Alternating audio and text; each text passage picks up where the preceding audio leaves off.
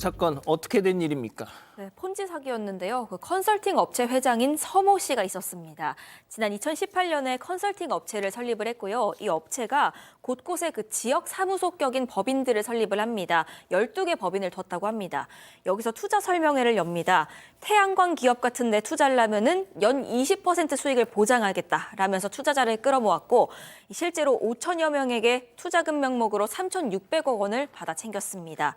하지만 역시나 이후에 그 원금도 못 받은 사람들이 속출했고요. 수사에 들어갔습니다. 이 수사해 보니까 서모 씨가 홍보한 그 태양광 기업은 아예 실체가 없는 껍데기였습니다. 새 투자자들에게 투자금을 받아서 기존 회원들에게 이자를 지급하는 전형적인 돌려막기 수법을 쓴 겁니다.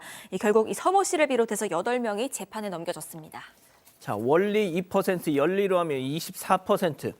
부자 만들어 드리겠습니다. 홍보 영상을 제작했는데요. 그 장면 잠깐 보고 가시죠. 두 평이었던 것 같아요, 2평.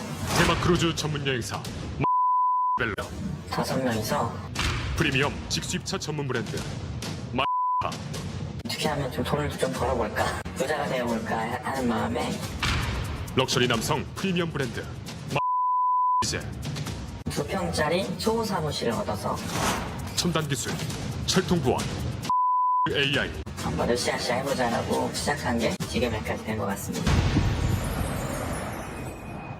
자, 교수님. 네.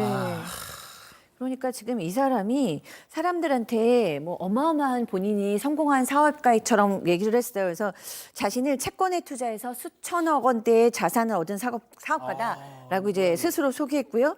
투자 설명회 같은 데 가면 다른 사람들은 돈이 흘러가는 길목을 쫓아다니고 있을 때 나는 그 길목을 찾아서 거기에서 돈을 퍼담았다라고 얘기를 하면서 고가의 아파트에 살았고 명품 시계를 찾고 또 수억 원대의 외제차들을 지금 이제 뭐 영상에서 사진 보시다시피 저렇게 다 고가의 차량을 샀어요.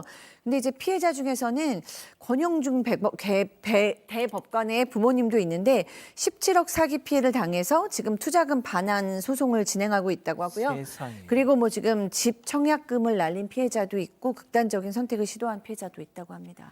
대법관 부모의 돈까지 사기를 쳤다. 자, 확인된 피해자만 5천여 명, 피해액은 3,600억 원대에 달합니다. 자, 그 돈으로 저렇게 비싼 차 끌고 다니면서 명품 시계, 명품 옷, 그러다 꼬리가 밟혔죠. 구속됐습니다. 자, 지금 서씨 재판받고 있는데요. 재판 중에 이 짓을 하고 있다는 거죠. 체크포인트 짚어보죠. 황금빛 레이서 영상으로 만나보시죠.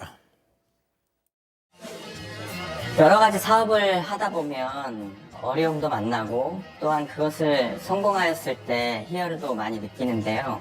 레이스가 그와 비슷하다고 할 수 있겠습니다. 제가 우승한다는 보장은 없지만 출전을 할 때마다 한 단계 한 단계, 한 걸음 한 걸음 나아간다는 것이, 그리고 발전한다는 것이 가장 큰 의미가 있는 것 같습니다. 올해도 어김없이 금빛 차량으로 인사드리려고 합니다.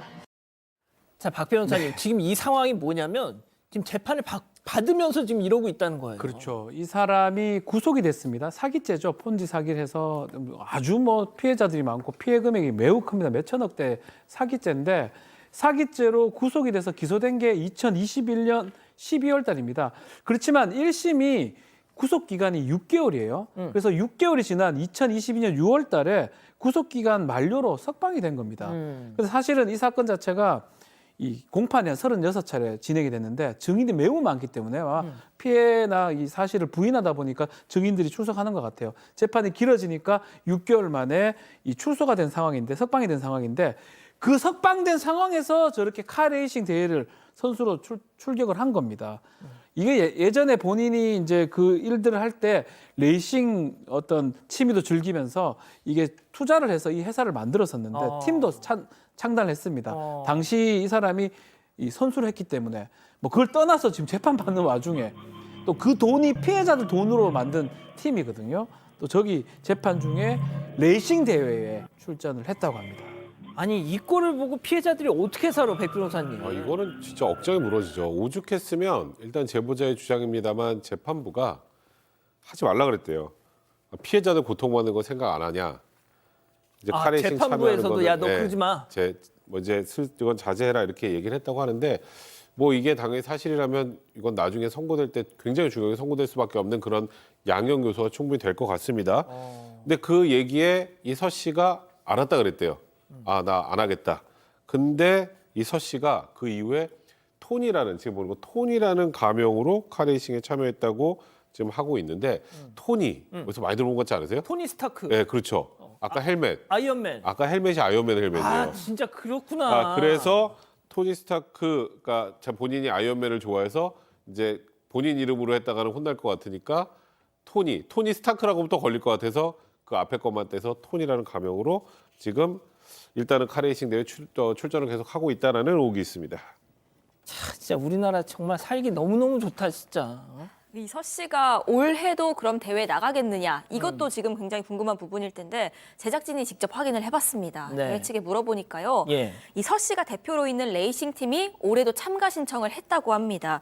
그러니까 되면 나오겠다는 건데 다만 대회 측이 아직까지 승인한 상황은 아닙니다. 일단 대회 관계자는요. 서 씨가 대형 사기 사건 피고인으로 재판받는 중인 건 전혀 몰랐다는 설명입니다. 자, 백 변호사님이 좀 정리를 해주시죠. 1심 선고가 8월. 아이고, 이거 참 되게 늦게 계속 미뤄졌는데 중요한 거는 피해 회복이 제대로 될 거냐 여부잖아요. 일단은 지금 1심 선고가 이렇게 길어지게 된 거는 아마 본인이 부인하는 것 때문에 증인들이 굉장히 많이 나올 수밖에 없고 증인신문 기간이 길어지다 보니까 여기까지 온 것 같거든요.